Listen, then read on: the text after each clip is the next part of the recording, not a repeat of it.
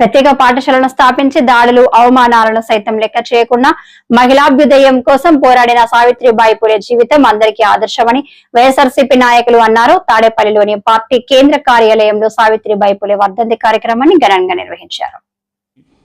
సమాజంలో మార్పులకి ఆనాడే కేంద్ర బిందువుగా మారినటువంటి పరిస్థితి మనందరికీ కూడా తెలిసినటువంటిది. అలాగే మహిళల్లో ఉన్నటువంటి ఆచారాలు కానీ ఆచార వ్యవహారాలు కానీ వారన్నిటిని కూడా సమూలమైనటువంటి మార్పులు తీసుకొచ్చి వివాహిత భర్త మరణించిన తర్వాత వివాహం చేసుకోకూడదు అని ఉండేటటువంటి దాన్ని మార్చి మళ్ళీ పెళ్లి చేయడం, అలాగే మహిళల యొక్క హక్కుల కోసం మహిళల యొక్క సాధికారత కోసం పోరాటం చేసి మార్పులు తీసినటువంటి ఏకైక మహిళ సావిత్రిబాయి పూలే గారు. అలాంటిది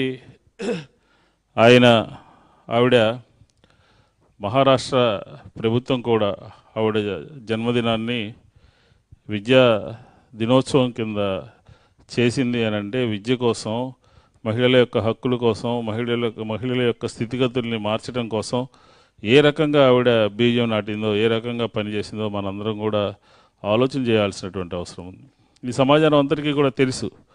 అదే ఆవిడ యొక్క ఆలోచన విధానాన్ని, ఆవిడ యొక్క సిద్ధాంతాన్ని వైఎస్ జగన్మోహన్ రెడ్డి గారి ప్రభుత్వం కూడా తూచా తప్పకుండా అమలు చేసి ముందుకు తీసుకెళ్ళినటువంటి పరిస్థితి తెలుసు. మహిళల యొక్క సాధికారత కోసం వైఎస్ జగన్మోహన్ రెడ్డి గారి ప్రభుత్వం ఆవిడని ఆదర్శంగా తీసుకుని దాదాపుగా 2,75,000 కోట్ల రూపాయలు డీబీటీ ద్వారా ఆ మహిళల యొక్క అకౌంట్లో నిధులు జమ చేసినటువంటి పరిస్థితి. ఆ రోజుల్లోనే వారందరినీ కూడా చైతన్యపరిచినటువంటి విధానం కానీ ప్రధానంగా సావిత్రిబాయి పూలే గారి దగ్గరికి వచ్చేటప్పటికి ఆ రోజుల్లో అంటే 1840-50 ప్రాంతాల్లో ఆడపిల్లల్ని స్కూల్కి పంపించడం కానీ చదువు చెప్పించడం కానీ ఎవరు కూడా దాన్ని ప్రోత్సహించేవాళ్ళు కాదు. ఎవరికైనా అలాంటి ఆలోచనలు ఉన్నా కూడా దాన్ని ఆపేవారు. ఎక్కడ కూడా స్కూల్కి వెళ్ళే పరిస్థితులు కూడా ఉండేటివి కాదు. అలాంటి పరిస్థితుల్లో సావిత్రిబాయి పూలే గారు ఏకంగా స్కూల్నే ప్రారంభించారు. కేవలం ఆడపిల్లలకు మాత్రమే మొట్టమొదటి స్కూల్ని ప్రారంభించినటువంటి ఘనత సావిత్రిబాయి పూలే గారిది. అలా సావిత్రిబాయి పూలే గారు స్కూల్ని ప్రారంభించి ఈరోజు అందరూ కూడా జాతంతా కూడా మొట్టమొదటి మహిళా టీచర్గా సావిత్రిబాయి పూలే గారిని ఆరాధిస్తూ ఉన్నారంటే ఆ రోజుల్లో ఆమె చేసినటువంటి విద్యార్థుల కోసం కానీ మహిళల కోసం కానీ చేసినటువంటి పోరాటాలు ఈ రోజు కూడా ఎవరూ మర్చిపోలేకపోతూ ఉన్నారు. మరి ఆ రోజు ఆమె స్కూల్ ప్రారంభించి ఆడపిల్లల కోసం వారందరినీ కూడా చైతన్యపరిచే క్రమంలో ఈమె స్కూల్కి వెళ్తూ ఉంటే ఈమెని కర్రలతో రాళ్లతో కొట్టినటువంటి పరిస్థితులు కూడా ఆ రోజు ఉన్నప్పటికీ కూడా ఏమాత్రం వెనుకడుగు వేయకుండా ఆ స్కూల్ని నిర్వహించడం కానీ వాళ్ళలో చైతన్యం తీసుకురావడం కానీ ఈ రోజుకి కూడా మనం వాటన్నింటిని కూడా గుర్తుపెట్టుకునే పరిస్థితి. కేవలం ఆడపిల్లలకు చదువు ఒకటే కాదు, ఆడపిల్లలకి సమానత్వం ఉండాలా, ఎక్కడా కూడా వారిలో వివక్షత ఉండకూడదు అన్న ఆలోచనతో ఆమె చేసినటువంటి అనేకమైనటువంటి పోరాటాల వల్ల ఈరోజు మహిళలు స్వేచ్ఛగా కూడా సమాజంలో తిరగలుగుతూ ఉన్నారు. ఇందాక పెద్దలు చెప్పినట్టుగా ఆ రోజు ఆమె వారి భర్తతో కలిసి చేసినటువంటి పోరాటాల ఫలితంగా ఈరోజు మనం ఆ ఫలితాలను అనుభవిస్తున్నామంటే వైఎస్ఆర్సీపీ జగన్మోహన్ రెడ్డి గారు తీసుకున్నటువంటి అనేక నిర్ణయాలు కూడా అందులో భాగమేనని చెప్పవచ్చు. ప్రధానంగా గవర్నమెంట్ ఎడ్యుకేషన్ సిస్టమ్కి కానీ అలానే ఆడపిల్లలకు సంబంధించి అనేకమైనటువంటి రీఫార్మ్స్ చేయడం కానీ వాళ్ళకి కావాల్సినటువంటి ఫెసిలిటీస్ అన్నింటినీ కూడా స్కూల్లో ఎక్కువ ఫెసిలిటీస్ని మనం ప్రొవైడ్ చేసినప్పుడు ఎక్కువ ఉపయోగపడింది కూడా ఆడపిల్లలకి అనే విషయం కూడా మనం గుర్తుపెట్టుకోవాలి. అలానే మహిళలకు సంబంధించి కానీ ఆయన తీసుకొచ్చినటువంటి ప్రతి దాంట్లో కూడా మహిళలు ముందుండాలా, మహిళలకు సంబంధించినటువంటి కార్యక్రమాల్లో వారందరినీ కూడా ముందు పెట్టడం అనేది జగన్మోహన్ రెడ్డి గారు తీసుకున్నటువంటి ఒక మార్పు.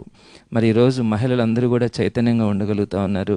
ఆ రోజు సావిత్రిబాయి పూలే గారు తీసుకున్నటువంటి నిర్ణయాలను జగన్మోహన్ రెడ్డి గారు కొనసాగించిన తర్వాత ఈరోజు మహిళలందరూ కూడా స్వేచ్ఛగా సంతోషంగా ఉండగలుగుతూ ఉన్నారని మరొకసారి తెలియజేసుకుంటూ సావిత్రిబాయి పూలే గారికి వర్ధంతి సందర్భంగా ఘన నివాళులు అర్పించే అవకాశం కల్పించినటువంటి పెద్దలందరికీ కూడా ధన్యవాదాలు తెలియజేస్తున్నాను.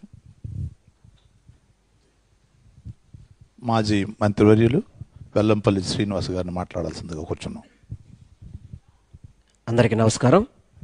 ఈరోజు సావిత్రిబాయి పూలే గారి యొక్క వర్ధంతి సందర్భంగా వైఎస్ఆర్ కాంగ్రెస్ పార్టీ కేంద్ర కార్యాలయంలో పెద్దలు అప్పిరెడ్డి గారు, అదేవిధంగా మల్లాది విష్ణు గారు, ఎమ్మెల్యే విరూపాక్ష గారు, ఎమ్మెల్సీ గారు చంద్రశేఖర్ రెడ్డి గారు, అదేవిధంగా పెద్దలందరూ మనోహర్ రెడ్డి గారు కావచ్చు, శేషగిరి గారు కావచ్చు, పెద్దలందరూ కలిసి ఘనంగా ఈరోజు నివాళులు అర్పించడం జరిగింది.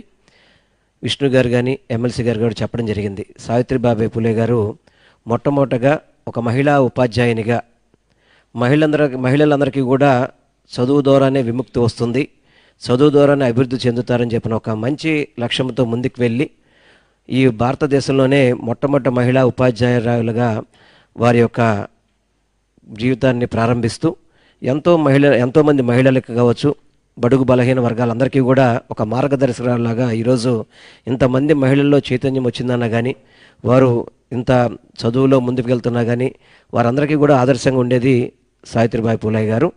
వారిని ఆదర్శంగా తీసుకొని 2019-24 వరకు జగన్మోహన్ రెడ్డి గారి నాయకత్వంలో కూడా చదువు ద్వారానే ప్రతి ఒక్కరికి కూడా అభివృద్ధి సాధ్యమవుతుందని చెప్పని ఆ రోజు జగన్మోహన్ రెడ్డి గారు చదువుకి పెద్దపీట వేస్తూ, అది ప్రభుత్వం ద్వారా అయితేనే అవుతుంది,